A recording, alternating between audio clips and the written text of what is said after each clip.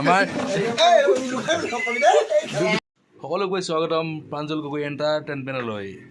আজি আমি এখন দোকানত আছোঁ।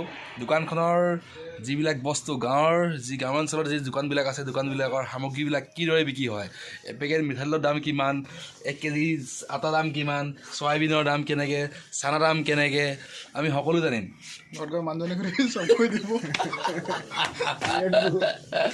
আমাৰ দোকানৰ মালিক পলাইছে। এই জাষ্ট কোৱাৰ্টাৰ এটা খাই লওঁ মানুহজনীয়ে কয় যে এতিয়া সংসাৰ কৰিলা, এতিয়া এটা 80 টকাত এটা কোৱাৰ্টাৰ নহয় 1 কেজি দাইল আহিছে আমাৰ দোকান কাষ্টমাৰ আহিছে। কি খাব?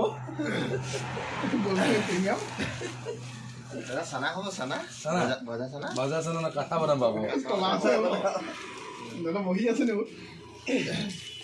দাদা বহি আছে। এইটো প্ৰথম ভিডিঅ' আপলোড কৰিম মই।